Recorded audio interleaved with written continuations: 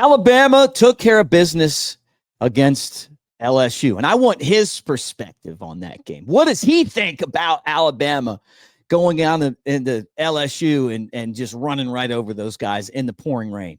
We're going to find out right after we start this show, and this has to be the best open on the channel.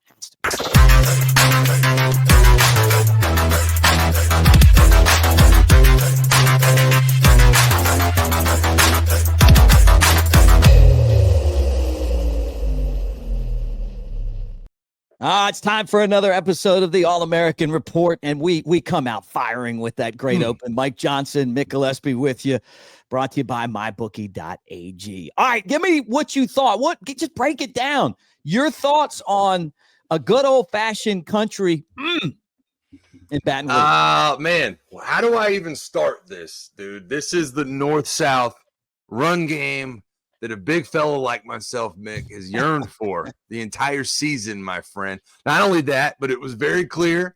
Kalen DeBoer and Nick Sheridan got in the laboratory, got with Jalen Milroe, who I finally believe is actually healthy, Mick, and we're able to do some things with him that we have not seen before. Simply put, at least early in the game, you got away from the shotgun. You started in the pistol. I saw a little under ace formation for the Madden players out there with the double tight ends, the two wide receivers, right? Running back dotting the, right behind Jalen while he's under. It was beautiful, man. It really was. And I mentioned this to you last week. When you listened to Brian Kelly's press conference last week, he almost spoke with a sense of bravado about Jalen Milroe and about the quarterback that Jalen Milroe was. He was asked simply, Jalen Milroe had success against LSU last year to the tune of 4 touchdowns and was able to run the ball whenever he wanted to. And Brian Kelly was like, last week he's answering this question going, well, we didn't really know what Jalen Milroe was last year. He was a passer at times. He got benched. He came back, and it seemed like it all kind of came together for him against us last year. But this year we really know what he is, and we have a better sense of how to attack him. No, you didn't. No, you didn't. No, you didn't, because the same exact thing happened to a worse tune this year. Jalen Milroe last year, 20 carries, 155 yards, 4 touchdowns. Mick, pretty much the same thing when you look at this year. 12 carries, 185 yards, a 15-yard average, and you guessed it, 4 touchdowns for Jalen Milroe. So that's 8 tutties and 350 rushing yards for Jalen Milroe the last 2 years. 2 different coordinators for LSU.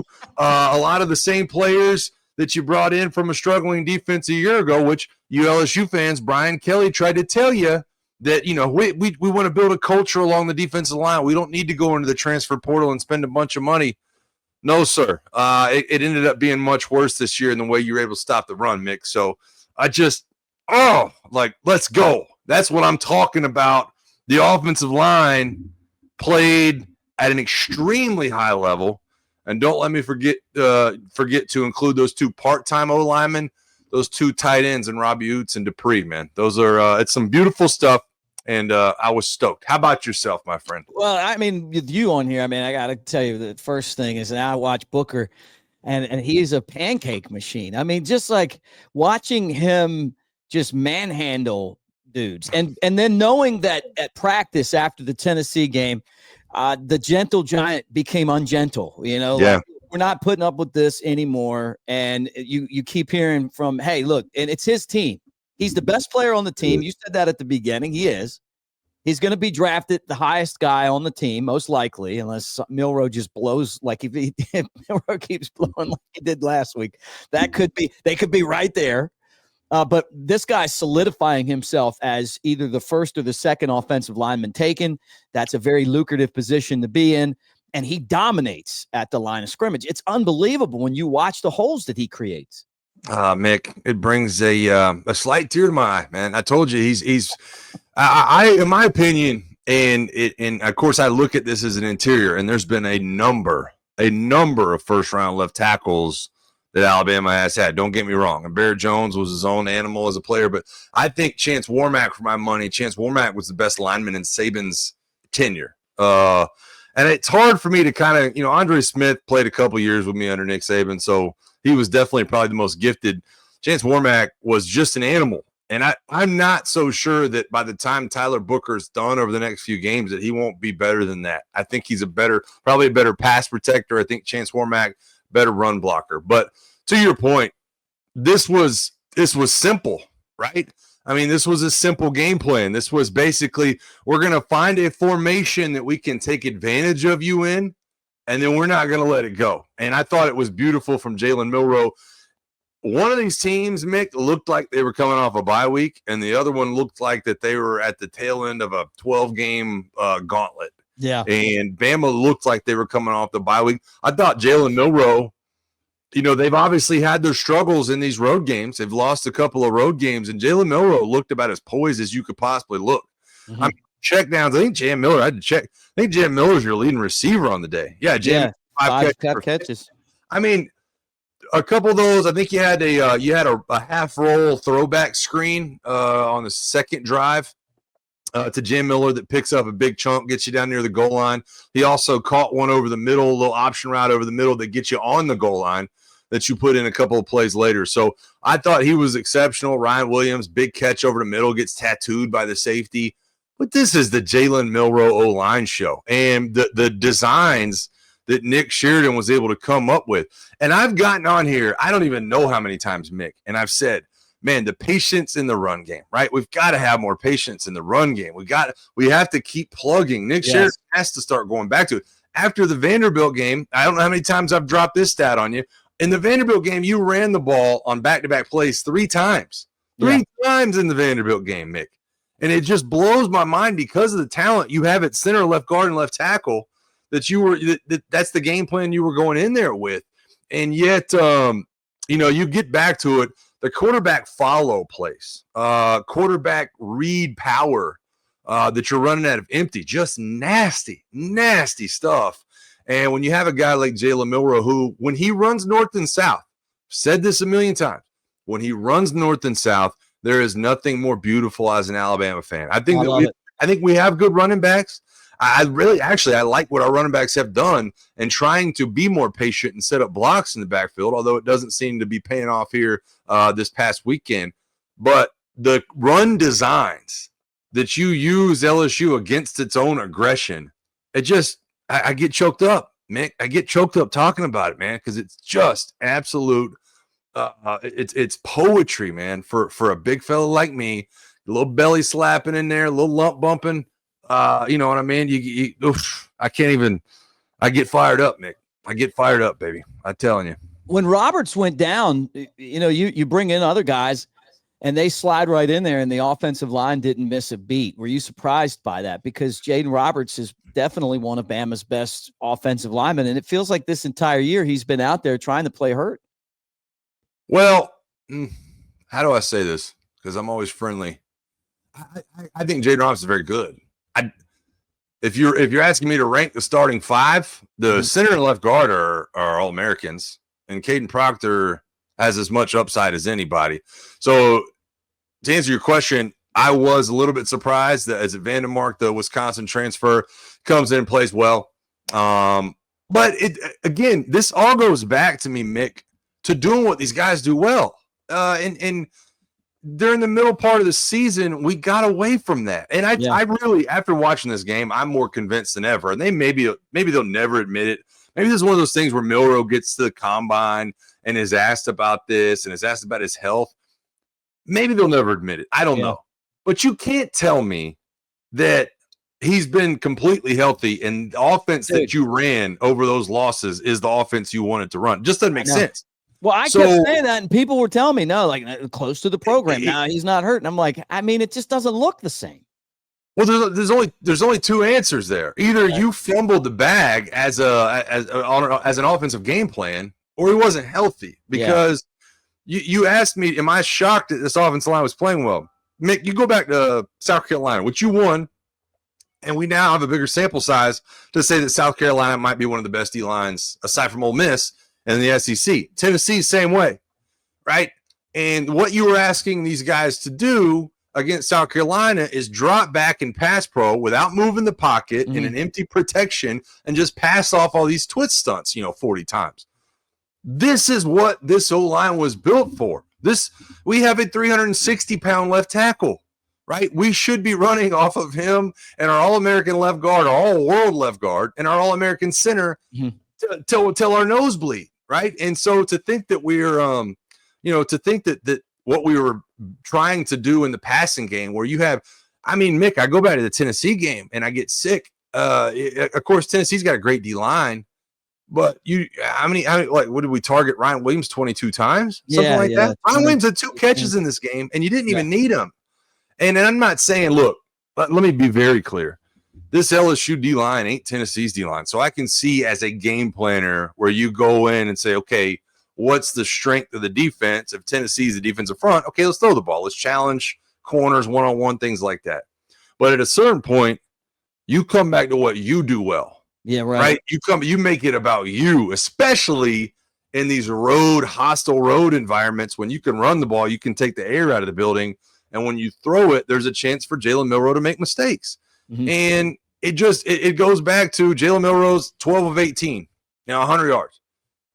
That should be what it is. Yeah. You should be around 150 yards throwing and 300 yards rushing against these teams you would be able to stop on, Mick.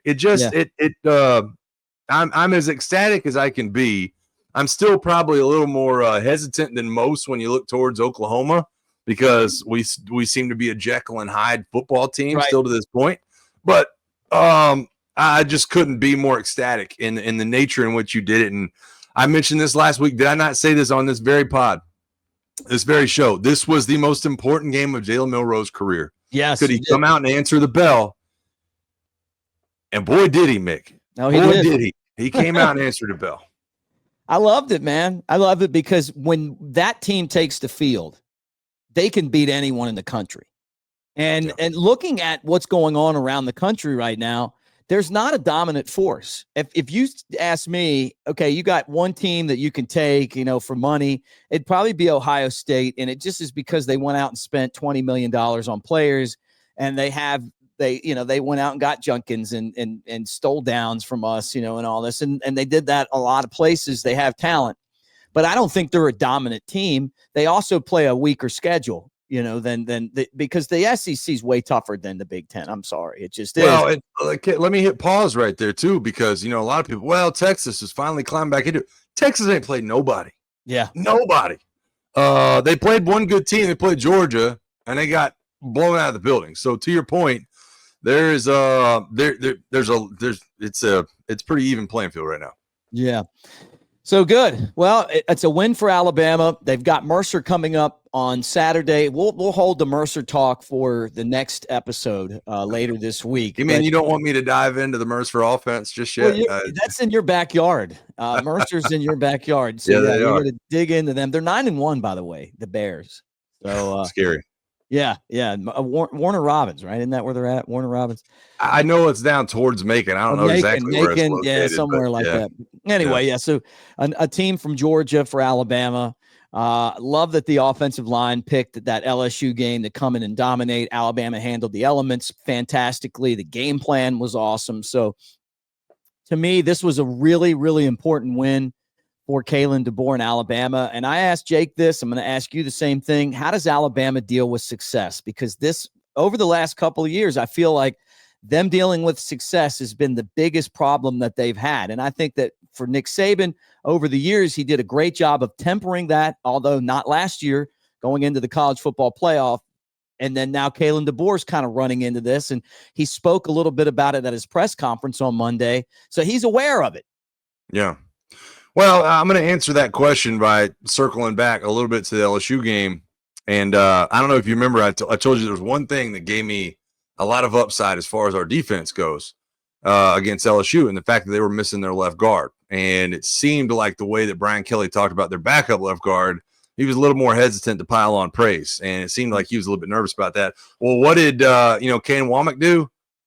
Blitzed those Jessies like we hadn't blitzed in years. And I mean blitzed and zero blitzed and house blitzed and Fonzie blitzed and every blitz under the sun they brought up the middle of that offensive line to the tune where they put the twos in, and Brian Kelly keeps Garrett Nussmeier in, and what do? They blitz They blitz some more, and Brian Kelly obviously irritated about the blitzing. Don't care. It's not my problem, said Ken Womack. So I just think that this was a game, and I don't mean to take away from Kalen DeBoer or Jalen Milroe or Jahad Campbell or any of those guys.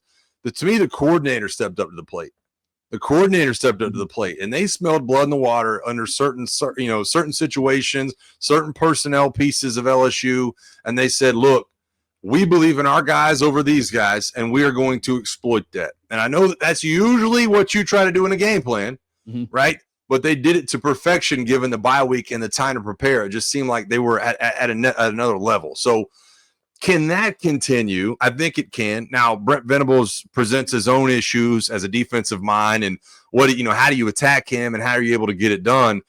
But I think Ken Womack has a chance to smell blood in the water again against Oklahoma's offense. So, look, college football players are always going to have their ups and downs. It's always going to be back and forth, and can you step up to the plate? But I think we answered a couple of questions. We answered that we could dominate on the road. We answered that we could dominate football teams who personnel-wise we're much better than. We haven't done that all year. And I think that you really found a little bit of an identity, right? And we've questioned all year, what is the identity? I haven't been able to tell you. Not a defensive team, not an offensive team all the time, not a run team, not a gritty team. Boy, we played tough on defense, and we ran the ball down their throat. And that's what Alabama football is when it's at its best. And hopefully we can carry that over and kind of keep our nose to the grindstone. But everything I've seen from Jalen Milroe and Tyler Booker and everything else leads me to believe that none of that's going to stop anytime soon. So I feel good about where they're at. All right, guys. Show's always brought to you by mybookie.ag. Use the promo code NEXTROUND to double your initial deposit. Next show, Mike and I will take a look at everything going on in the SEC, and he'll tell you where to put that money at mybookie.ag. Like, subscribe, thumbs up as you hang out with us here. Hit the bell and share with your friends the Cover Crimson channel and covercrimson.com. Clint Lamb breaks down the entire game, snap by snap, talks about it, and including, I said, hey, man, pay close attention to Tyler Booker because Booker had one of those games you're going to look back at and go, this is why he's going to be a first-round pick. He was on full display in that game against LSU. But thanks for hanging out with us, guys. We'll talk to you later this week. And from the bottom of our hearts, roll Tide. Roll Tide.